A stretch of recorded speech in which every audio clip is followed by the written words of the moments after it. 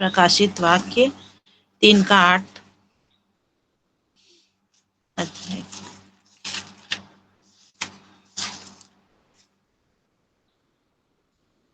प्रकाशित वाक्य 3 अध्याय का 8 पद।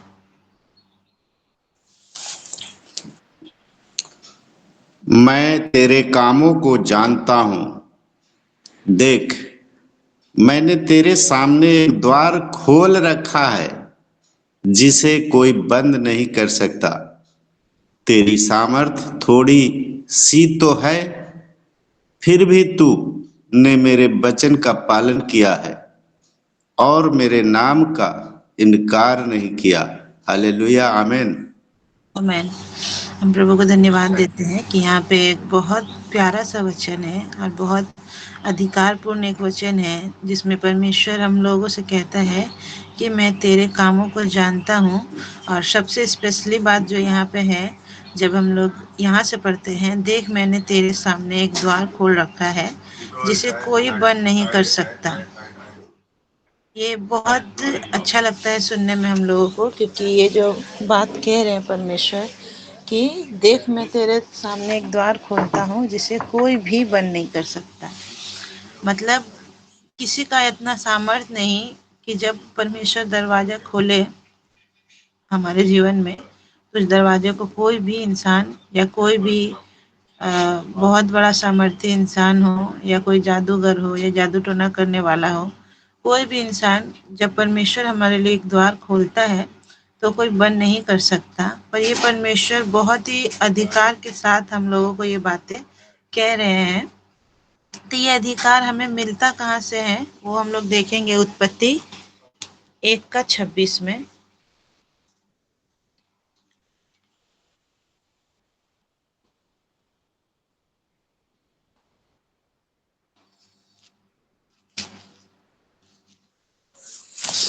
फिर परमेश्वर ने कहा, हम मनुष्य को अपने स्वरूप के अनुसार अपनी समानता में बनाए और वे समुद्र की मछलियां और आकाश के पक्षियां और घरेलू पशुओं और सारी पृथ्वी पर और सब रेंगने वाले जंतुओं पर जो पृथ्वी पर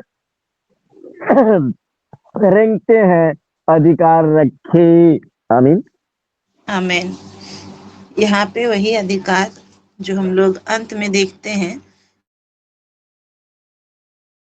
वो दरवाजा हमने अंत में फिर वो दरवाजा परमेश्वर दिखाता है। और वो द्वार जो है, वो द्वार को खोलने वाला जो है वो परमेश्वर, जो वो शुरुआत में ही आदम को देखते हैं कि जब परमेश्वर ने आदम को बनाया भी नहीं था, तो वो कह रहा है कि फिर परमेश्वर ने कहा, हम मनुष्य को अपने स्वरूप में अपनी समानता में बनाए। मतलब इंसान का बनाने के पहले ही परमेश्वर ने अधिकारों के बारे में सोचा और कहा कि ताकि ये लोग क्या करें, इन सारी चीजों के ऊपर अधिकार रखें। तो अधिकार सिर्फ और सिर्फ पिता के पास है। पर ये अधिकार को हम देखते हैं कि आदम जो है, इसको इतना, उसके जन्म होने से पहले ही परमेश्वर ने उसको इतने सारे अधिकार के बारे में सोचा उसके लिए। क्योंकि यहाँ पे अभी तक 26 अध्याय जब हम लोग 1:26 जब तक हम लोग पढ़ते हैं, तो यहाँ पे आदम अभी तक बना नहीं है। परमेश्वर ने उसको बनाने का सोचा है और उसके सोचने के साथ साथ उसका ये भी सोचा कि मछलियाँ हों, आकाश के पक्षी या घरेलू पशु, ये सारे जितने भी पृथ्वी पे रेंगने वाले पशु है, उस पर क्या करे, आदम अधिकार रखे। और ये अधिकार को पाने के बाद हम लोग देखते हैं कि आदम क्या करता है, उस अधिकार को खो देता है। और इस अधिकार को खोने के बाद हम देखते हैं कि मनुष्य जो है वो मतलब आशाहीन है, उसके पास कोई आशा नहीं है। पर आदम को जब निकाला जाता है, उसके बाद वो बहुत तकलीफ होता है उसको, परमेश्वर के राज्य से सब जब उसको निकाला जाता है और वो बहुत पृथ्वी पे इधर उधर परेशान रहता है, तड़पता है। और उसके बाद हम देखते हैं कि बहुत सारा अध्याय में हम लोग पढ़ते हैं कि परमेश्वर ने बहुत कुछ चुना कि हमारा जीवन जो है, मनुष्य का जो जीवन है, बहुत अच्छा से गुजरे और वो लोग क्या करें, पिता से जुड़ा रहे। वो मतलब अपना जो जन्मभूमि है उसको ना भूले। पर मनुष्य क्या कर रहा है, हर एक बार पाप कर रहा है, और जिस परमेश्वर ने सबको बनाया, उसी को वो जानता भी नहीं है। आज भी संसार में बहुत सारे ऐसे लोग हैं जो परमेश्वर को अभी तक जाना ही नहीं है। यीशु कौन है, वो क्या है, वो क्या कर सकते हैं, आज तक बहुत सारे लोगों को पता नहीं है कि यीशु मसीह क्या है। आज कोई अगर यीशु को जानता भी है तो बस उसको एक तस्वीर के द्वारा या उसके नाम के द्वारा जानता है। इसके अलावा वो नहीं जानता कि प्रभु यीशु मसीह क्या है। पर जब बहुत परेशान है कोई आत्मा, जैसे हम लोग भी परेशान थे एक समय, और परमेश्वर ने हमको क्या किया उस समय वहां से निकाला, तो वो कैसे हुआ वो हम लोग देखेंगे। जो अधिकार आदम खो बैठा, वो अधिकार किसके द्वारा आया हम लोग जानते हैं, फिर भी हम लोग पढ़ेंगे इफिसियों 2 का 5 और 6।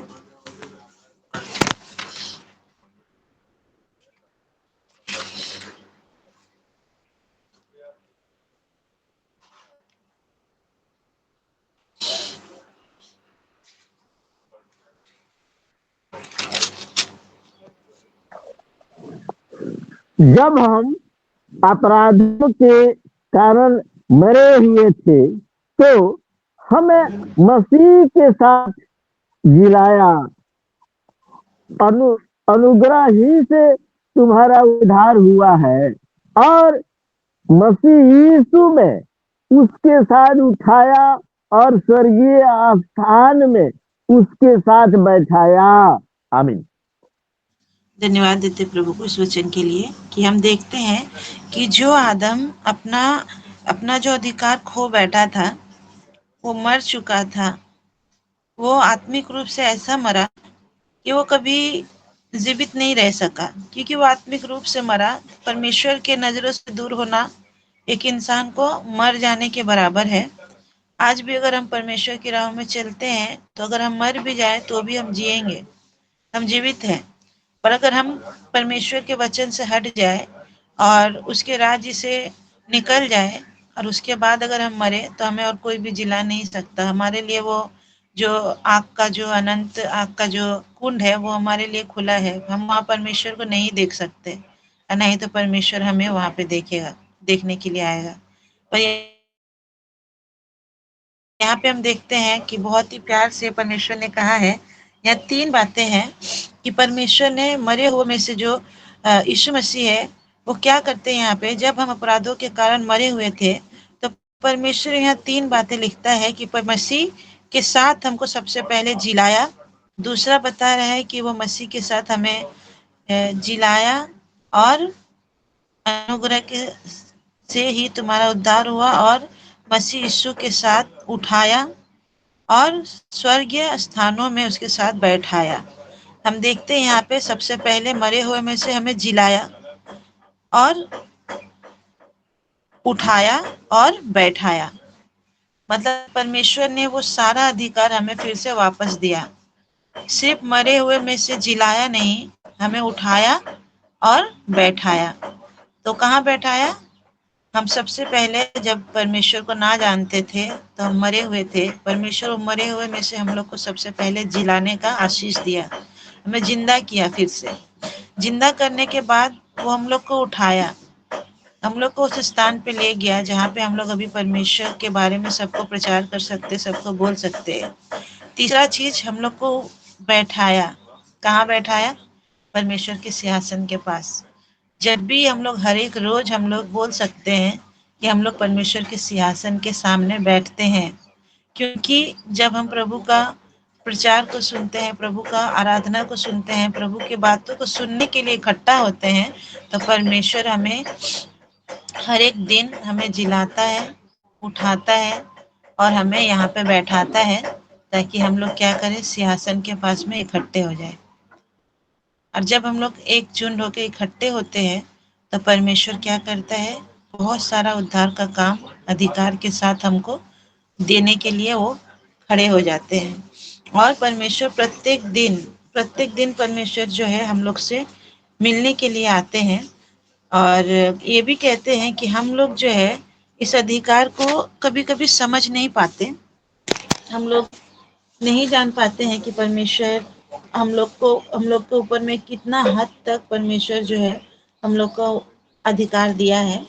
हम लोग एक स्टोरी देखेंगे जो अ, एक दोस्त के विषय में है, जिसको चार चार जन मिलके क्या करते हैं, उसको प्रभु यीशु मसीह के पास में लेके आते हैं।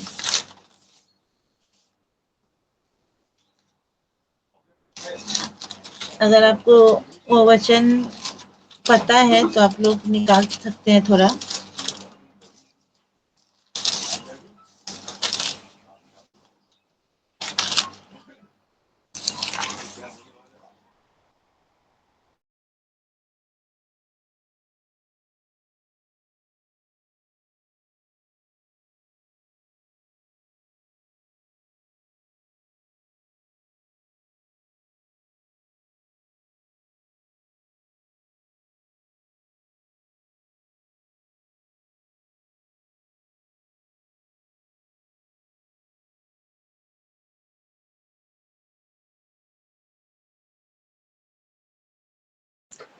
ज्योति जी, आप म्यूट में हो गए हैं। जी सर।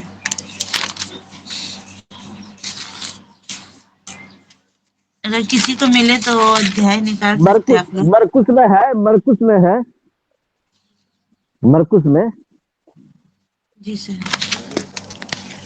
मरकुस में 2 का 3 है। और लोग एक लकवे के रोगी को 4 मनुष्यों से उठा करके उसके पास ले आए। यही ना सिस्टर? जी सर। जी sir. Thank you sir. Thank you. कल हम ढूंढे थे पर आज हम फिर थोड़ा भूल गए। प्रभु को धन्यवाद हो और विश्वनाथ प्रसाद सर को भी धन्यवाद हो।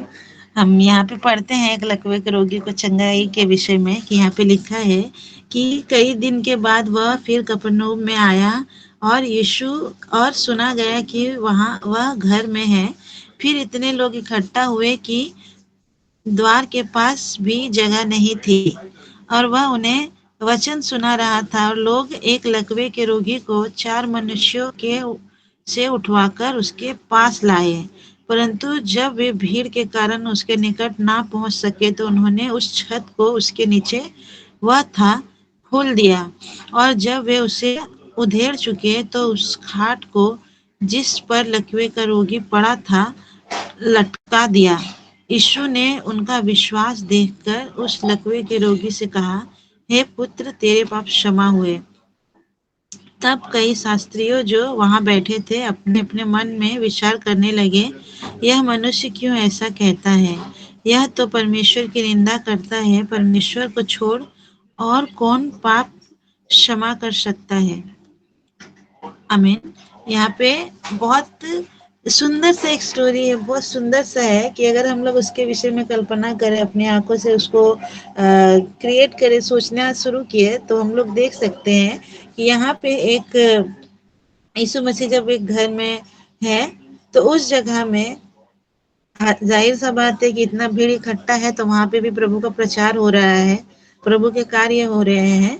यहाँ पे हम लोग देखते हैं कि एक लकवे का रोगी मतलब कि वो अपने शरीर के लिए कोई उपाय नहीं कर सकता, पर उसका कोई है, उसका 4 दोस्त हैं। ये 4 दोस्त जो है उनका विश्वास जो है वो 4 नहीं 400 से बढ़कर है। मतलब उसके लिए ये 4 दोस्त का विश्वास बहुत काम कर गया, क्योंकि वो लोग जब जानते हैं, जब जाते हैं प्रभु यीशु मसीह के पास तो देख रहे हैं दरवाजा में थोड़ा सा भी चींटी को पार करने के लिए भी जगह नहीं है कि वहां से वो जा सके। वो द्वार बंद है। वो द्वार किसके द्वारा बंद है? मनुष्यों के द्वारा बंद है। कुछ मनुष्य हमारे जीवन में ऐसे होते हैं जो लोग खुद भी द्वार द्वार के अंदर जाते नहीं और दूसरों को भी जाने नहीं देते। हम लोग जब किसी कुछ लोगों को जब प्रचार करते हैं तो जब तक हम लोग प्रचार नहीं करते तो उतना दिन तक उन इंसानों का 4 दोस्त नहीं होता, परिवार नहीं होते, उनको दुख में कोई मदद करने को नहीं आता। पर जब हम लोग किसी को प्रचार करते हैं तब उन्हीं के बहुत सारे रिश्तेदार भी होते हैं, बहुत सारे दोस्त भी होते हैं जो उनको ये बताने के लिए आते हैं कि तुम क्या करो, यीशु मसीह के पीछे मत जाओ। वो यही लोग हैं जो दरवाजे के सामने खड़े रहते हैं, ना हम खुद जाएंगे और ना किसी को अंदर जाने देंगे। ऐसा आज भी होता है। उसी तरह से ये 4 दोस्त बहुत कोशिश करते हैं, पर देखते हैं कि भीड़ है, पर वो द्वार जो है वो बंद है। हालांकि उसमें वो दरवाजा लगा नहीं है, ना ही तो उसमें ताला लगा हुआ है। दरवाजा को बंद करने वाला जो है वो सारे इंसान लोग हैं जो उसको कभी अंदर जाने ही नहीं देंगे, उन लोग को पता है। तभी तो यहाँ पे हम लोग ये इमेजिन कर सकते हैं कि उन्होंने कोशिश तो जरूर किया होगा, क्योंकि हम देखते हैं कि वो लोग कोशिश किए, तभी तो देखा कि यहाँ से कोई जाने का रास्ता नहीं है, तो वो लोगों ने सोचा, वो रुके नहीं। जो लोग को परमेश्वर बुलाता है और जिनको हम लोग प्रचार कर देते हैं, हम लोगों को ये अधिकार के साथ ये विश्वास हम लोग के अंदर होना चाहिए। अधिकार के साथ जब हम लोग किसी को प्रचार करते हैं, तो अधिकार के साथ हमें सिंहासन के पास आके ये परमेश्वर से अधिकार प्राप्त हो जाना चाहिए कि जिसको प्रचार किए हैं, परमेश्वर उसके जीवन में कार्य जरूर करेगा। कभी जल्दी करता है तो कभी परमेश्वर देर लगाता है। पर यहाँ पे देखते हैं कि परमेश्वर का बुलाहट उस 4 दोस्तों के लिए ऐसा था। यहाँ पे सभी इस चैप्टर को जब पढ़ते हैं तो लकवे के रोगी के विषय में सोचते हैं, पर हम देखते हैं कि यहाँ सिर्फ लकवा का रोगी नहीं, लकवा का रोगी तो बस सोया हुआ है। उसका विश्वास कितना है हमको नहीं पता, पर यहाँ पे विश्वास हम देखते हैं उन 4 दोस्त का है, उन 4 मनुष्यों का है, जो दरवाजा को पूरा रिजर्व देखते हुए वो क्या करता है। इतना मेहनत, इतना कष्ट कौन करता है 4 दोस्त के लिए आज के समय में। पर वहां पे देखते हैं कि वो 4 दोस्त जाता है, और जो छत होता है जिस घर का, उस घर का एक एक छत निकालने में भी तो समय लगा होगा। ये सारी बातें प्रभु यीशु मसीह को पता है, क्योंकि इतना देर से कोई अगर हमारे घर के ऊपर आके कोई हमारे घर के ऊपर एक टाली भी हटाएगा तो क्या आवाज नहीं होगा। वहां तो यीशु मसीह का प्रचार चल रहा था, वहां तो लोग इकट्ठा थे, सब सुन रहे थे उनकी बातों को, तभी तो भीड़ इकट्ठा है दरवाजे तक, तो क्या आवाज नहीं होगा। पर वहां यीशु मसीह भी जो है उनके विश्वास को पूरा होते हुए और परमेश्वर का महिमा को वहां पे लोगों को ऊपर प्रकट करने के लिए वो शांति थे। परमेश्वर अपना कार्य कर रहे थे, परमेश्वर वहां रुके नहीं, वो प्रचार करे जा रहे थे, और ये 4 दोस्त अपना काम किए जा रहे थे। वो लोग जब छत के ऊपर उठे, एक एक टाली निकाल निकाल के हटा रहे हैं, और क्या कर रहे हैं, बहुत योजना के साथ वो लोग रस्सी लेके उसको उस खाट में बांध के वो छत के ऊपर से एक खटिया समेत, मतलब एक लकवा का रोगी को वहां पे अंदर ढुकाना। इसका मतलब वो जो छत था, वो छत का वो बहुत बड़ा सा स्थान वो खाली किया होगा, और वहां से उसको क्या किया होगा, अंदर में भेजा होगा। ये जो चीज जब हो रही है, तो जितने लोग वहां उपस्थित थे वो लोग भी देख रहे हैं कि ऊपर से कोई कुछ आ रहा है।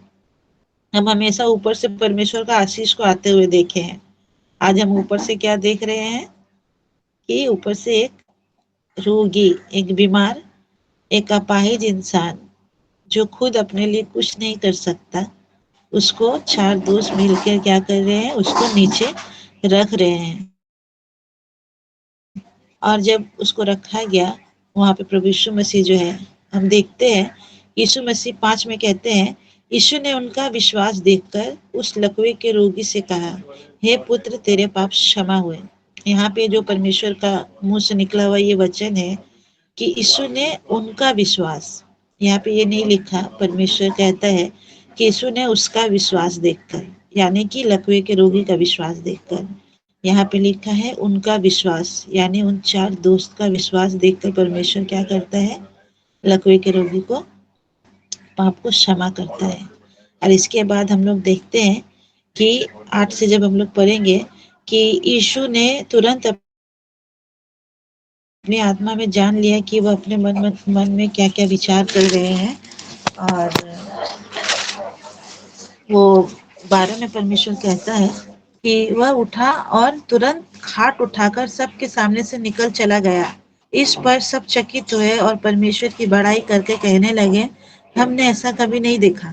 यहाँ पे एक बहुत अद्भुत बात है कि देखिए, जिस लकवे के रोगी को दरवाजे से जगह नहीं मिल रहा था, दरवाजा बंद पड़ा हुआ था उसके लिए। हालांकि अगर उस समय भी अगर ये 4 दोस्त उन लोग को जाके बोलते उस भीड़ को कि हटो, इसको लेके जाना है, तो कोई इतना जगह, इतना स्पेस कोई नहीं देता उसको जाने के लिए।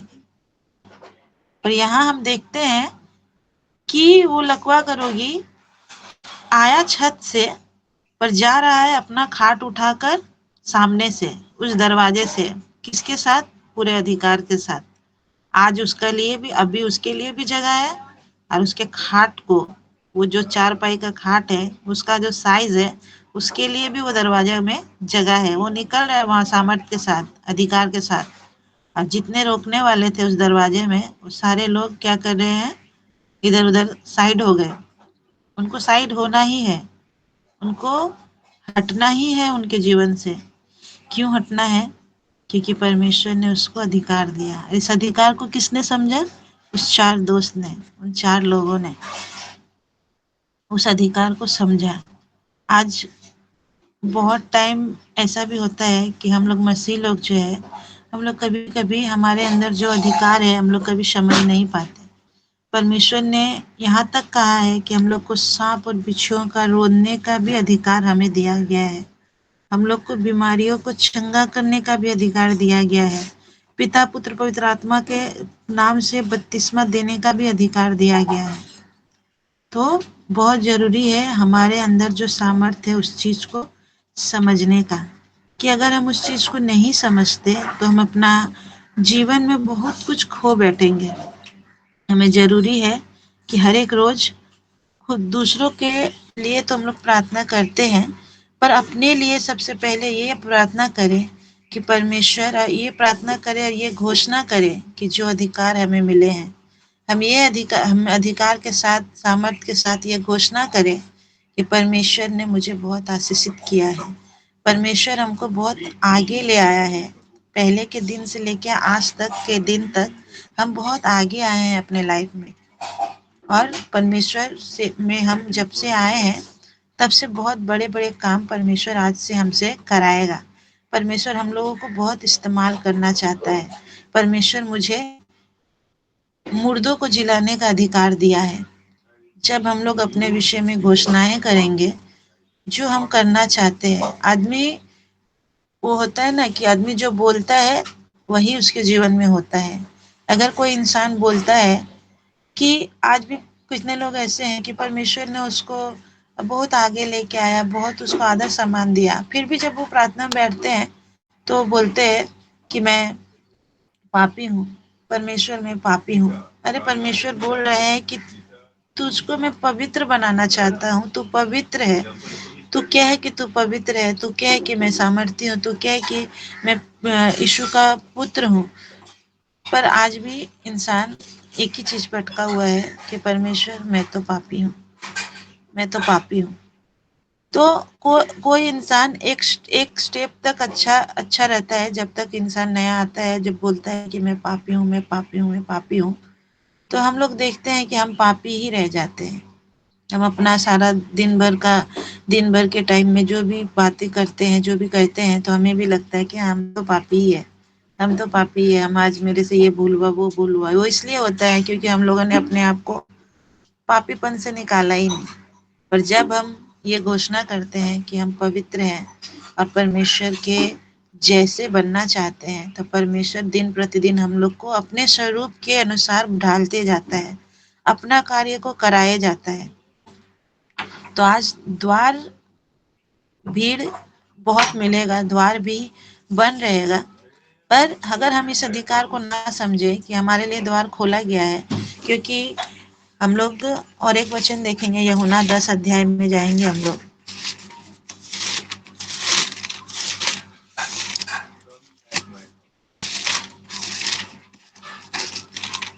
10 का कौन सा वचन है सिस्टर? जी सर, जी सर। 10, 10 का 2। परंतु जो द्वार से भीतर प्रवेश करता है वह भेड़ों का चरवाहा है। आमीन। आमीन। यहाँ पे आगे भी लिखा है, उसके लिए द्वारपाल द्वार खोल देता है और भेड़ उसका शब्द सुनती है और वह अपनी भेड़ों के को नाम ले लेकर बुलाता है और बाहर ले जाता है। और जब वह अपनी सब भेड़ों को बाहर निकाल चुकता है तो उनके आगे आगे चलता है और भेड़ें उसके पीछे पीछे हो लेती है, क्योंकि वे उसका शब्द पहचानती है। परंतु वे परायों के पीछे नहीं जाएंगी, परंतु उससे भागेगी, क्योंकि वे परायों का शब्द नहीं पहचानती। यीशु ने उनसे यह दृष्टांत कहा, परंतु वे ना समझे कि ये क्या बातें हैं जो वो हमसे कहता है। यहाँ पे साफ साफ लिखा है, परंतु जो द्वार से भीतर प्रवेश करता है वो चरवाहा है। वहां पे जब वो समय चल रहा था कि जब प्रचार हो रहा था उस घर में, तो यीशु मसीह जो द्वार से ही भीतर गए थे, क्योंकि वो चरवाहा है। वो चरवाहा है। चरवाहा हमेशा उपस्थित रहता है कि भेड़ कहाँ कब किधर से आए। उसको घर में रहना निश्चित है, अनिवार्य है। वो घर में रहता है, वो सिंहासन में हमेशा बैठा हुआ रहता है और वो जानता है कि जो भेड़ है वो इधर उधर से जहाँ से भी बाहर से आएगी, उसको क्या करना है, उसको साथ में लेके उसको जाना है, उसको चराना है। और जब हम परमेश्वर के साथ साथ चलते हैं तो यहाँ पे परमेश्वर ने और एक बात कहता है 9 में कि द्वार मैं हूँ, यदि कोई मेरे द्वारा भीतर प्रवेश करे तो उद्धार पाएगा और भीतर बाहर आया जाया करेगा और चारा पाएगा। आमीन। ये बहुत अद्भुत बात कि चरवाहा जब द्वार के अंदर है, भीतर है, तो हम अगर जानते हैं कि वही हमारा चरवाहा है, हम यीशु को चरवाहा के रूप में अगर स्वीकार करते हैं, तो हम उस द्वार के सिर्फ भीतर ही नहीं जा सकते, अंदर बाहर कर सकते हैं। वो अधिकार परमेश्वर ने हमें दिया है। अंदर बाहर मतलब कि जब चाहे तब हम प्रार्थना में उसके सिंहासन के पास सामने बैठ सकते हैं, उससे मांग सकते हैं अपने अधिकारों को, और परमेश्वर उस अधिकार को देने के लिए वो हमारे साथ साथ, वो क्या बोल रहे हैं, हम मेरे साथ अंदर बाहर कर सकता है।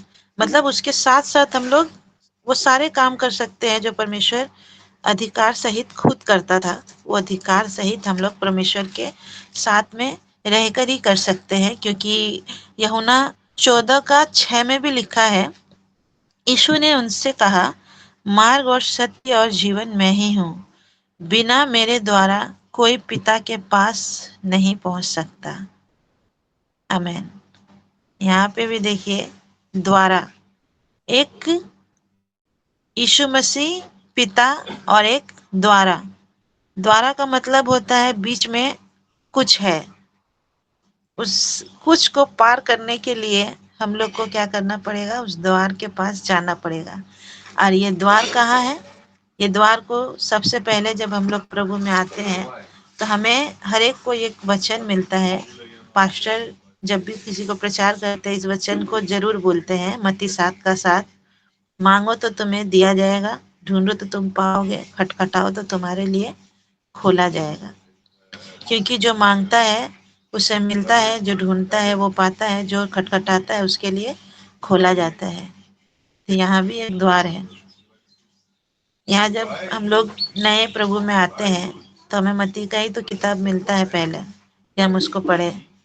अब पढ़ने के समेत ही परमेश्वर वहाँ पे हम लोग को पहला वादा करते हैं यहाँ पे कि तुम मांग तो हम तुमको देंगे, मांगने के बाद हमको ढूंढो तो तुम पाओगे, और सबसे इम्पोर्टेंट बात, खटखटाओ। खटखटाना है तो हम क्या चीज खटखटा सकते हैं? दरवाजा खटखटाते हैं जब हम लोग, तभी परमेश्वर हमारे लिए वो द्वार खोलता है। क्योंकि हम लोग फिर से लास्ट में ही जाएंगे, उस वचन को देखेंगे, प्रकाशित वाक्य 3:8, जहाँ पे लिखा है कि मैं तेरे कामों को तो जानता हूँ, देख मैंने तेरे सामने एक द्वार खोल रखा है जिसे कोई बंद नहीं कर सकता।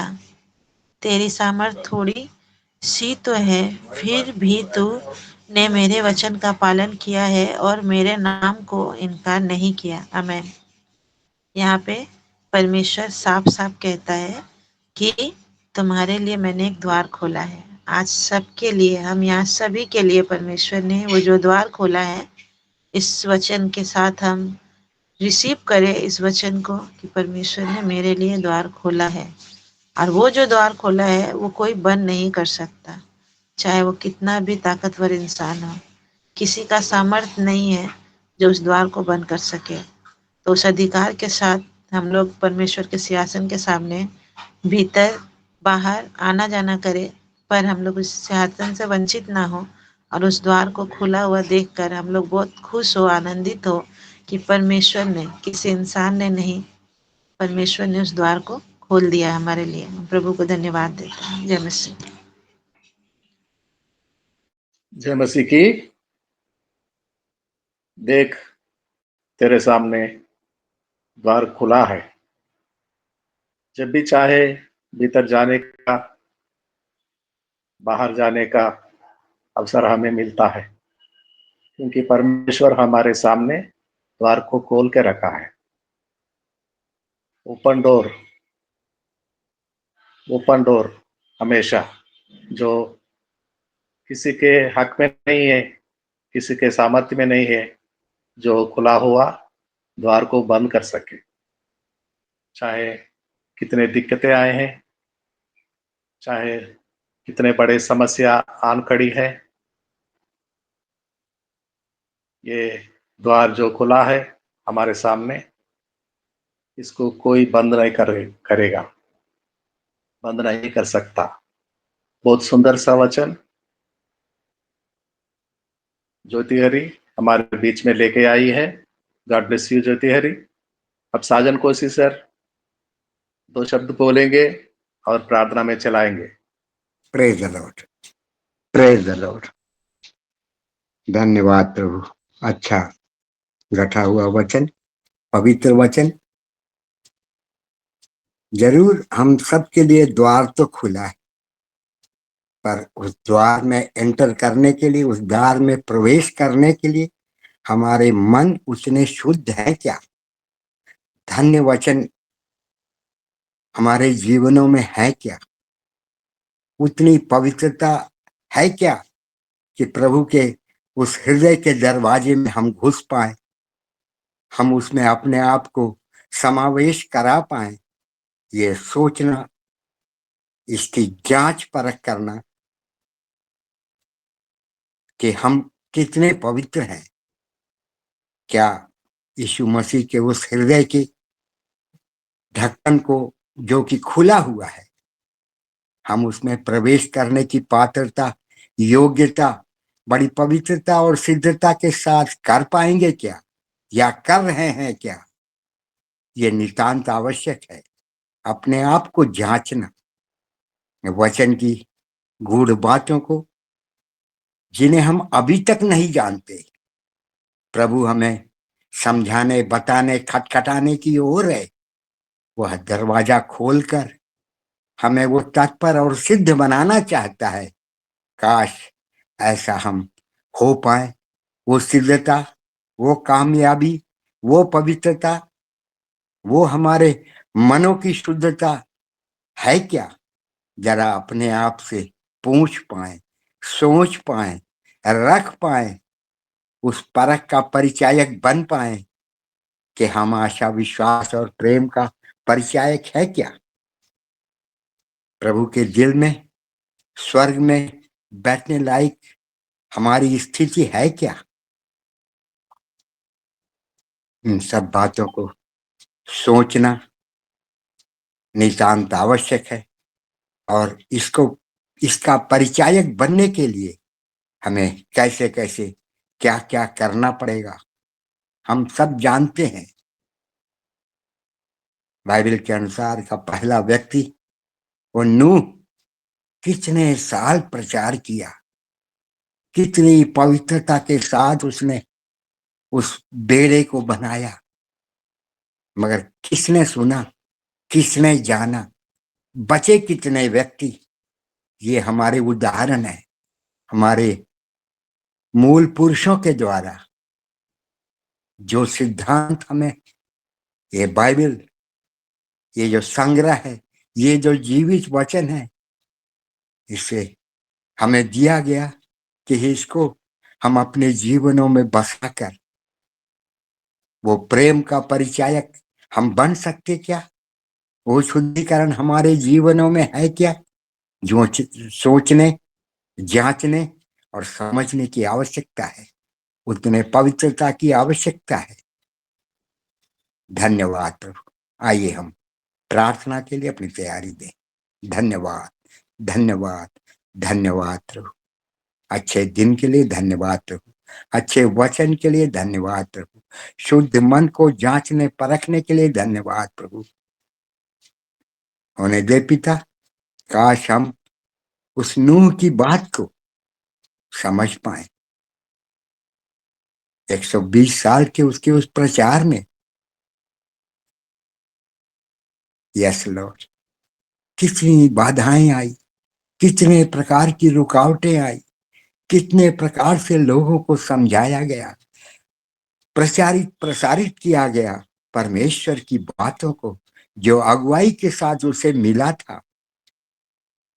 विश्वास का पिता अब्राहम जिन बातों को बांटा, क्या उसके परिचायक हम हैं? इन बातों को सोचकर समझने की आवश्यकता है। हे प्रभु, हमें ज्ञान दे, बुद्धि दे कि हम आपके उस हृदय की खिड़की को खोलकर, जो कि खुला ही हुआ है, उसके अंदर एंटर करने की स्थिति बन पाए। काश वो पवित्रता हमारे जीवनों में आ पाए। वो शुद्धिकरण के साथ हम प्रभु को अपने मन में, अपने जीवनों के साथ, उस पवित्रता के साथ उस जगह प्रवेश करने की स्थिति हम में है, सोचने की स्थिति बन पाए, पवित्र बन पाए। पिता धन्यवाद प्रभु, धन्यवाद प्रभु। और उस प्रतिज्ञा को जो हमारे पास है नहीं, हमें दे दिया है, यस लॉर्ड, पाने की उस प्रतिज्ञा को हम अपने मुंह के द्वारा, अपने जीवन के द्वारा करबद्ध कर पाए, कर्तव्य के रूप में परिणित कर पाए। धन्यवाद प्रभु। वो विश्वास हमारे जीवनों में हो, हमारे मुंह से वो बात अंगीकार के साथ निकलने पाए, तभी वह सिद्धता, वो पवित्रता हम में से होकर प्रवाहित होगी। धन्यवाद प्रभु। वचन के अनुसार होने की आशीष चाहते हुए प्रार्थना को प्यारे प्रभु यीशु मसीह के नाम से मांगते हैं। आमीन, आमीन,